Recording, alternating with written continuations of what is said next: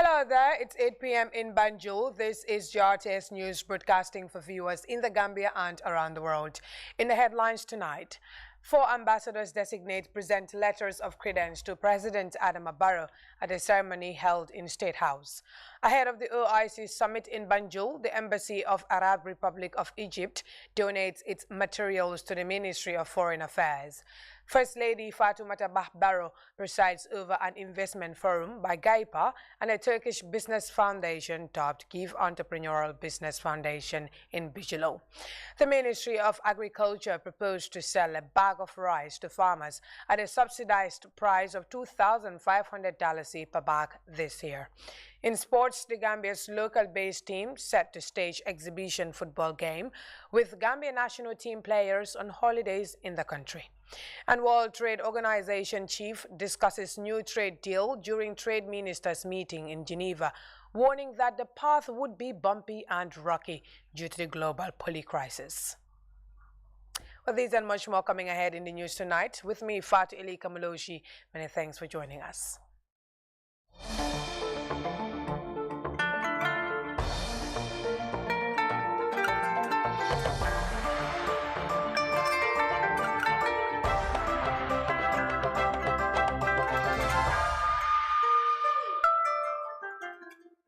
Hello there, it's good to have you here. Now let's begin this bulletin with the presidency, where Wednesday's engagement saw 4 ambassadors designate present letters of credence to the President, His Excellency Adama Barrow at the State House.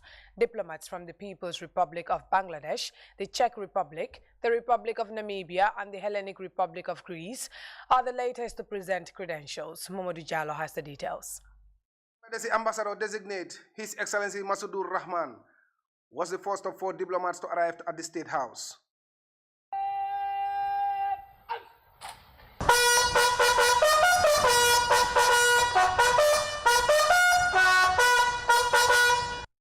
Mr. Rahman is the first Bangladeshi ambassador to be accredited to the Gambia. He later presented his credentials to the President, His Excellency Adama Barrow. Mr. Rahman praised the Gambia's leadership role in the OIC, particularly its uncompromising stance in seeking justice for the Rohingya, whilst also pledging to enhance collaboration between the 2 countries. Our relations are rooted in the United Nations agencies and the UN, as well as in the NAM and the OIC and in the CVF, Climate Vulnerable Forum. We collaborate very deeply, and we are also the non-aligned movement countries, NAM countries, so we have a very common identical positions, and we support always each other, and our brothers to brothers are identical with identical values and ethos and with similar traditions. Then followed the ambassador designate of the Czech Republic, His Excellency Marek Skolil.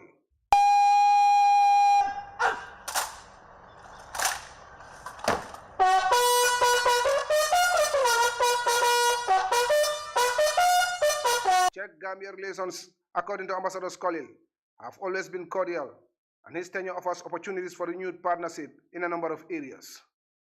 Your country is enjoying unprecedented times of development and democracy and of peaceful life for Gambians. This is a perfect moment, and I am blessed to presenting the letters right now at the beginning of his 2nd mandate with the new government to work together with Gambia on developing our ties for mutual benefit. Some of these possible fields for cooperation have been discussed. The ambassador designate of the Republic of Namibia, His Excellency Elvis Tuludo Siweda, was the 3rd to arrive for the ceremony.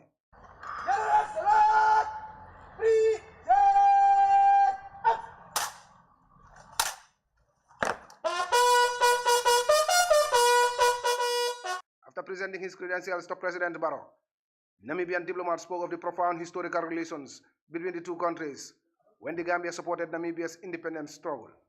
He therefore expressed willingness to accelerate the development of bilateral relations with the Gambia, with particular focus on agriculture. We're looking forward in exploration in various areas. such as agriculture, tourism, energy, education, and those are the kind of areas we'll be placing high priority on, especially with the view of deriving mutual benefit from both for both our countries. Finally, the ambassador designate of the Hellenic Republic of Greece, His Excellency Ephimois Georgis Kostopoulos,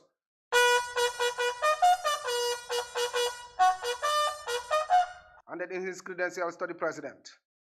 Greek-Gambia bilateral relations span decades, Ambassador Kostopoulos noted, but he revealed that Greece is committed to building a strong relationship, both politically and economically, with the Gambia. Our objective to improve the relations, to build these relations both politically and economically. Politically, I have to say that we already have excellent relations. We are always ready to cooperate, and we'll be happy to have more meetings and also to cooperate in multilateral fora like the UN, but also others, and in also bilaterally. It's also our intention to do our utmost to improve business relations, trade and investment. These 4 ambassadors are to the 5 others that have already presented their letters of credence on Monday to President Barrow. However, more ambassadors are expected next week. Mamadou Diallo, GRTS News. Now, the Embassy of Arab Republic of Egypt in Dakar, Senegal, on Wednesday donated IT equipment worth $150,000 to the Organization of Islamic Summit Gambia Secretariat at a handing-over ceremony held at the Ministry of Foreign Affairs and Gambians Abroad. Babasila has the details. Donated items make it the latest gesture by the Egyptian Agency of Partnership for Development through its embassy to support the Gambia as the country prepares to host one of the biggest summits in the world, the OIC. The donation also signifies how prepared the Gambia is ahead of the summit this year, despite rumors indicating the Gambia's inability to host the summit. Noah Kader, the ambassador of the Arab Republic of Egypt to Dakar, Senegal, handed over the material to Foreign Minister, outlining the commitment of Egypt to ensure the successful hosting of the summit in Banjul. Representing the Arab Republic of Egypt to represent a small token of our friendship and our cooperation between the 2 countries, and we are always keen to be with our sister country Gambia to accompany all its steps and movement forward. We are very, very pleased to know that the summit will be held here, and we are doing our utmost to help in the success and achievement of this important summit. The Chief Executive Officer OIC Gambia Secretariat expressed high hope in receiving the items, describing the gesture as a step in the right direction. And we are delighted that the response has come so soon from Egypt. So on behalf of the OIC Board of Directors, and apparently the Foreign Minister is even the Deputy Chair of the Board, on behalf of the Foreign Minister and all his colleagues, and the Chairman of the OIC Board, which is the President of the Republic of the Gambia, and on behalf of all my colleagues and the local organizing committee, we want to register our deepest appreciation to the Arab Republic of Egypt for this kind gesture. We thank you, and as I said again, nothing is small, and we hope this is the first step on our journey towards the hosting of the summit. Foreign Minister Mama Tangara, who lobbied on behalf of the Secretariat in his capacity as the Foreign Minister on International Cooperation, has this to say in receiving the materials. We met, I remember it was in Mecca, and the 2 of them, when we were talking about organizing even joint commission and others, they say, no, we are action-oriented. President CCC, we just go straight into things and we make things happen. And I think it's in that spirit that the Arab Republic of Egypt is coming to support the OIC Secretariat. Because if we are successful in organizing this summit, it's also their success.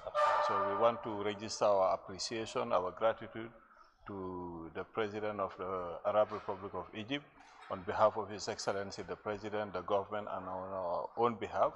as board members and on behalf of the whole board. Ahead of the summit, few months away, the CEO of OIC Gambia Secretariat and his team, with support from partners, are working hard to ensure the successful hosting of the summit as the major infrastructure works are in high gear. Bawa Sila, GRTS. Moving on, an investment forum organized by the Gambia Import and Export Promotion Agency, GAIPA, and the Turkish Business Foundation, Give Entrepreneurial Business Foundation, is underway at the Sadauda Karaba Jawara International Conference Center in Bijilo. The forum, graced by the First Lady, Her Excellency Madam Fatoumata Barrow, is part of a 5-day investment exploration mission in the Gambia by officials of the Turkish Entrepreneurial and Business Foundation. Alajimbai has the details. As the investment gateway of the Gambia, GAIPA is mandated to promote and facilitate investment activities in the country. The forum is meant to enable the agency present investment opportunities to members of the GIV Entrepreneurial and Businessmen Foundation of Turkey, while providing Gambian businesses the opportunity to harness possible partnerships with their Turkish counterparts. Speaking on behalf of the Minister of Finance, who is currently overseeing the Ministry of Trade, Modu Lamin Sow, reiterated government's commitment to creating conducive business policies and environment for national and international investors. In the reform arena, the government continues to implement far-reaching regulatory and policy reforms to enhance business and investment environment, well anchored on liberal and market-oriented economic principles. The recent review and amendment of the GAIPA Act regulations demonstrates GAIPA and the ministry's responsiveness to the dynamic of this private sector arena. The formulation of the National Trade Policy, Investment Policy Review, the National Export Strategy, the recent downward adjustment of our corporate tax rates, the formulation of micro, small, and medium enterprise policy, which has recently been reinforced by the formulation of the National Entrepreneurship Policy, among others, a clear indication of government commitments in improving business and investment environment.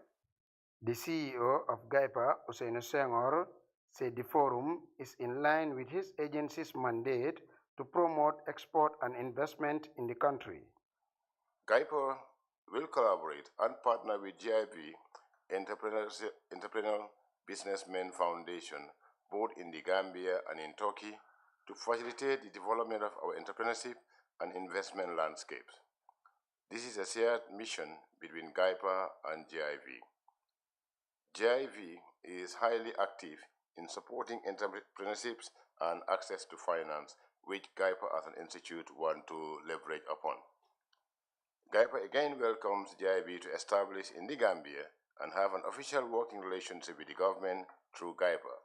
The theme for the forum, Business Opportunities for Inclusive Growth, is all about linking businesses together for a shared prosperity.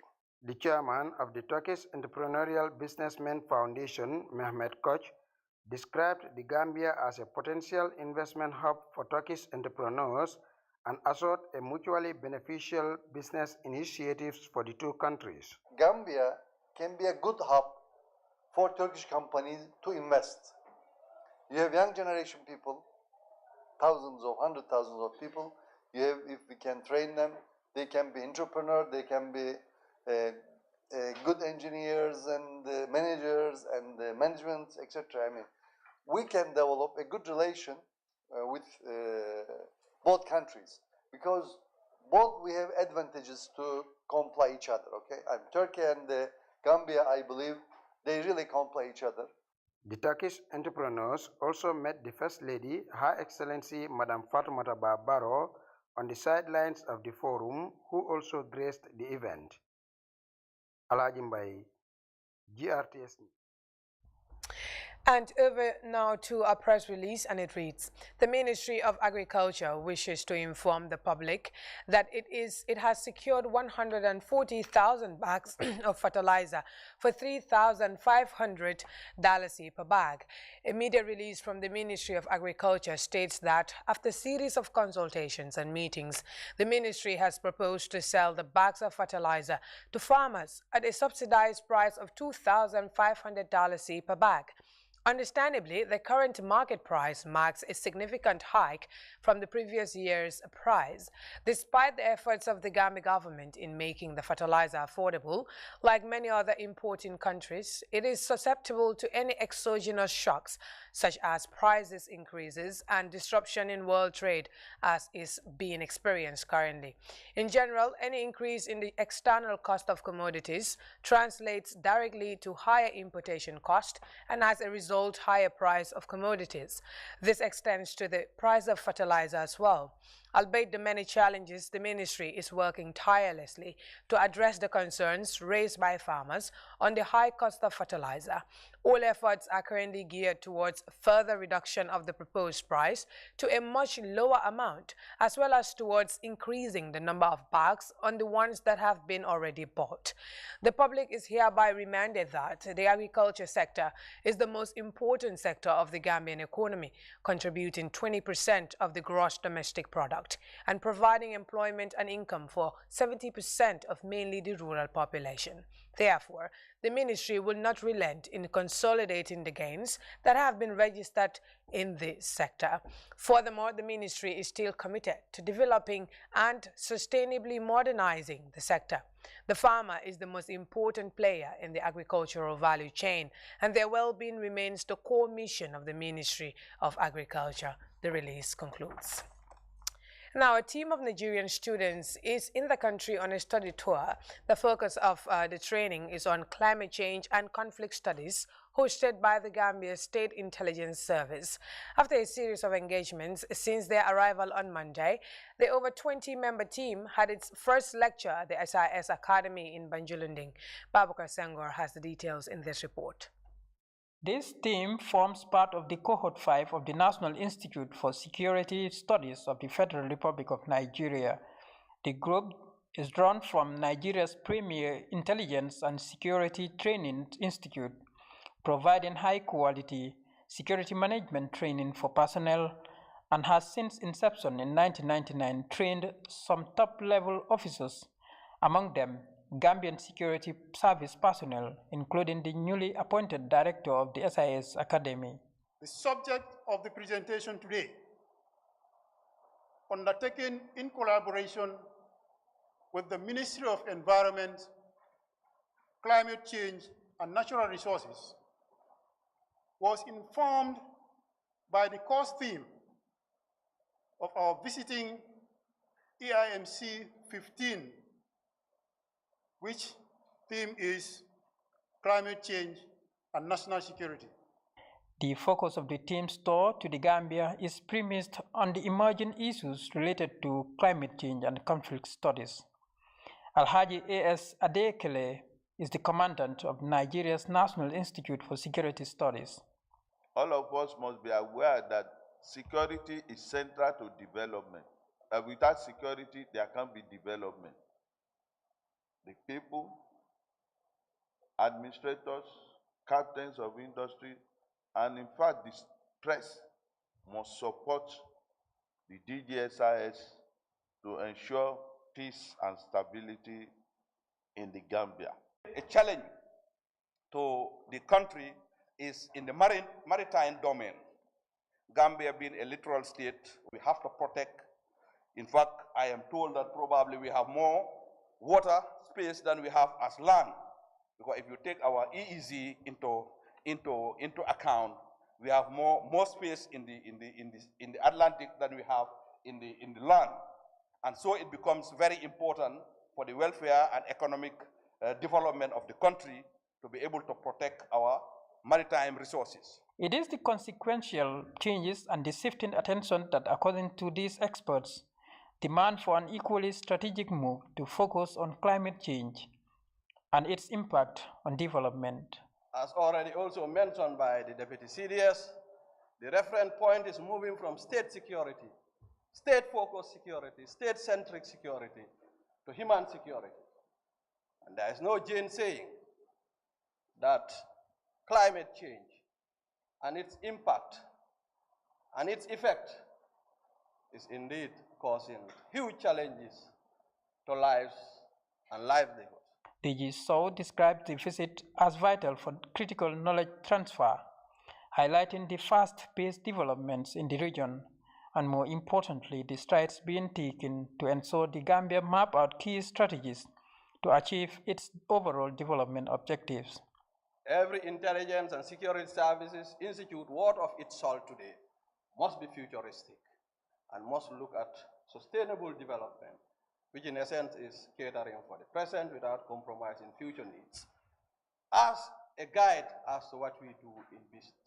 For the next few days, the team is expected to go through interactive training under the guidance of personnel from the Ministry of the Environment, Climate Change and Natural Resources, and joint field trips with their counterparts. For GRTS News, this is Babukar Senghor. Now, the Yoruba King, Your Royal Highness Oba Moshood Oboalede, celebrates 10 years on the throne in the promotion of Yoruba culture in the Gambia. Louis Mendy reports the event was characterized by the display of the Yoruba culture anchored on discipline, hard work, and respect.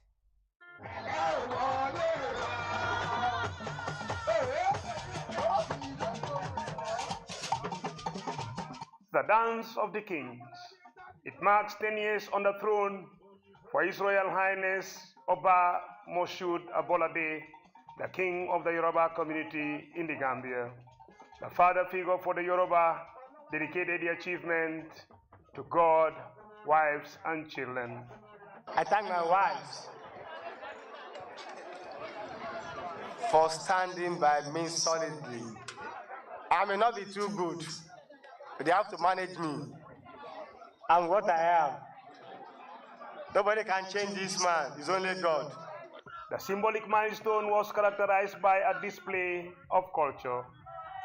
Dressed in traditional attire, the Yorubas portray themselves as custodians of tradition in the celebration, which also reflects on their origin as a people. You lose your culture, you lose your identity.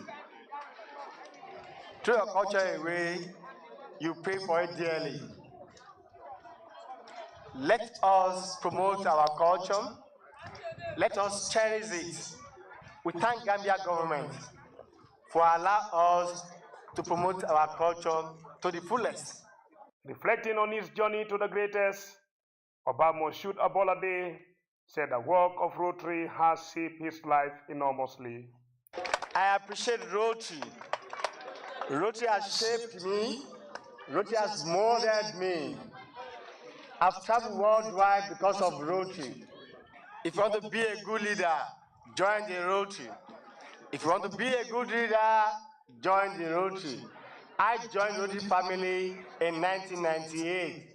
Among the few Obas who flew from abroad to grace the occasion is Omobolaji Ogunkoya, the Oba of Liberia. There is nothing as good as celebrating greatness and goodness. On this day in Farato, the Nigerian High Commissioner sent his greetings to the Yoruba through Mrs. Belegun. Kabiesi, you've played an important role in promoting the image of the rich culture of the Yorubas in the Gambia. In addition, you've displayed courage in taking up the responsibility attached to your office. One Gambian proud of this great moment is Mohamed Jabi, a friend of the Yoruba King Oboalede. There is a lot that we can learn from this. These are Yorubas from Nigeria. They came to Gambia and established their culture in the Gambia. And what is even more outstanding, they have their obas that flew all the way from Ireland, from Netherlands, from all over the country. They come to observe this. I think the Gambia too, with the different tribal diversities we have in the Gambia government should in fact even encourage such type of cultural activity in our country. King Oboalade's 10 years anniversary also witnessed the confirmation of some Yoruba chiefs as men of substance. But what does it mean to be a crowned Yoruba chief? In a locality like this means a position of trust, a position of kindness, empathy to the people of the community. And this way, we kind of establish our traditions and culture, because this is far away from Nigeria, but then we took it with us so that our children and even the community, the Gambians themselves, can see that we're definitely worthy of emulation. 10 years anniversary for King Obalade, with chiefs to support the good work for a dignified Yoruba community in the Gambia, to whom much is given, much is expected. Louis Mendy, GRTS. Well, we congratulate the Oba for serving a decade on the throne, and we're wishing him a very long life.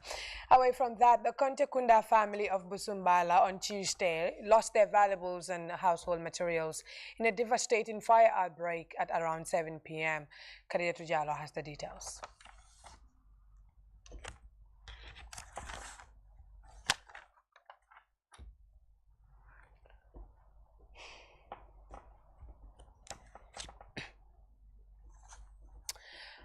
We move on to another press release, and it reads, the Gambia Armed Forces wish to inform the public that it will conduct field training exercise from Wednesday 15 to Thursday 16 June 2022 in the general area of Fajara Barracks, Bakau New Town, Fajara and Cape Point. The training exercise will involve the movement of troops and use of blank ammunition, especially around the general areas mentioned. The residents of the above-mentioned communities are therefore urged not to panic and are encouraged to go on with their normal daily activities, as this is a routine exercise. The release ends. We go back to the Kontekunda story that, of course, lost their valuables due to a devastating fire outbreak. Kadia Tujala has that detail. The Editor-in-Chief, News and Current Affairs, Department of GRTS, Krabulai Conte, has received the unfortunate news of a fire outbreak at his residence in Busumbala on Tuesday evening. While closing from work, he tells us more about the incident. Well, I got a call from my daughter this evening while I was just coming from work around Abuko, that I should contact the fire and rescue services because my house is on fire. And that's how I called 115, that happened to be Serekunda, and they directed me to call Brikama Fire Service, which I eventually did. But unfortunately, before they got here, the neighbors came out, or I can say fortunately again, they came out in their large numbers. That's how we were able to save some of the few items that you are seeing around, thanks to the neighbors. The fire almost ravaged the entire household, leaving the Conte Kunda family with little to contend with.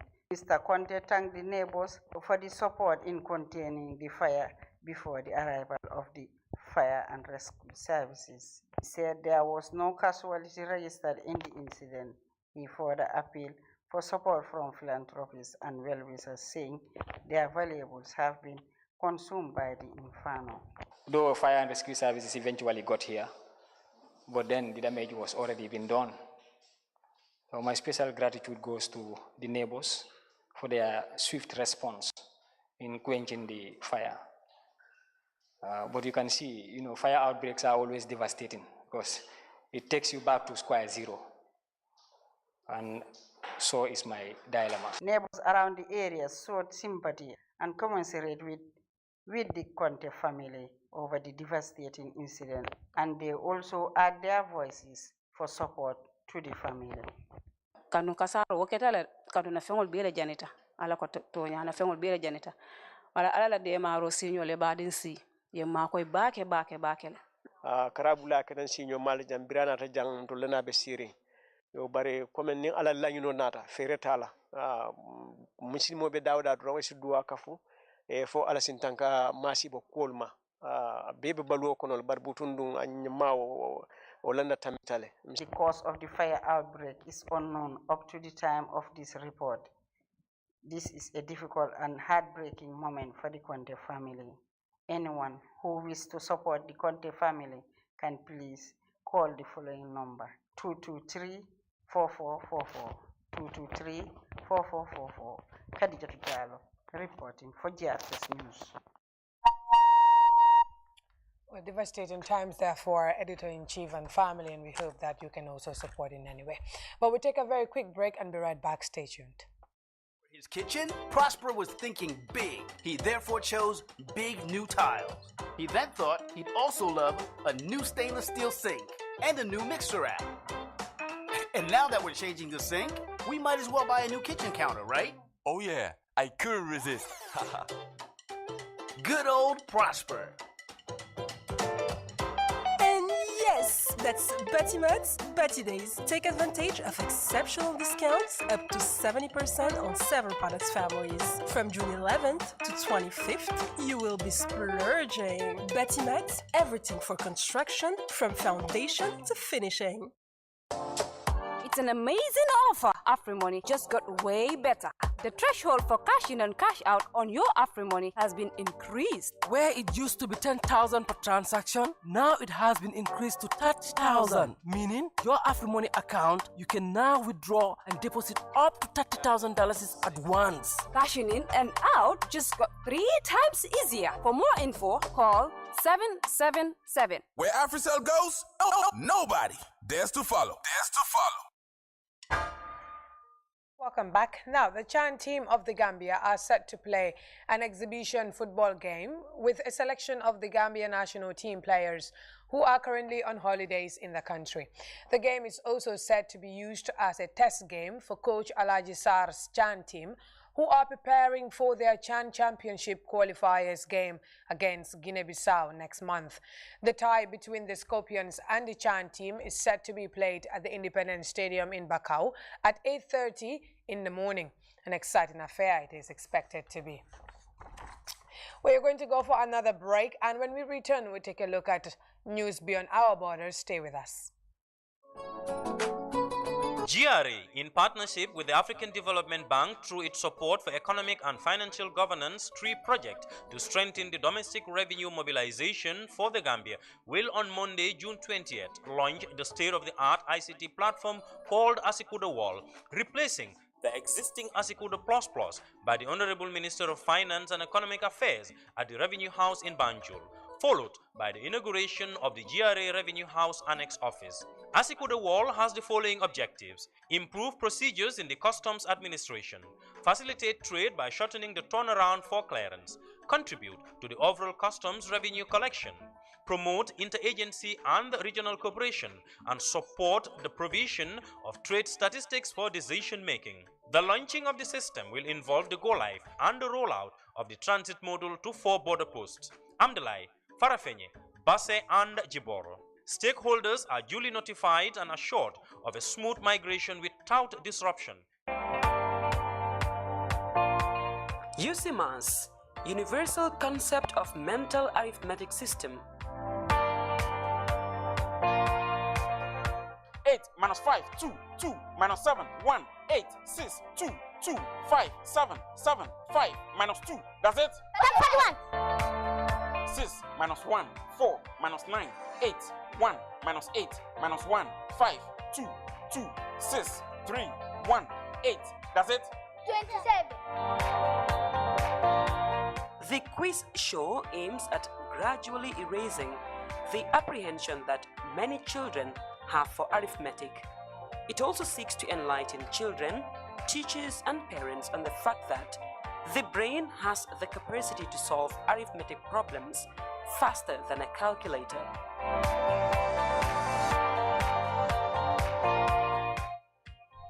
Five, 1, 1 minus 7, 9 minus 5 minus 2 minus 2, 3, 1 minus 4, 8 minus 5 minus 2 minus 1, 3, 1, 8, 8, 5, 2. That's it? 27.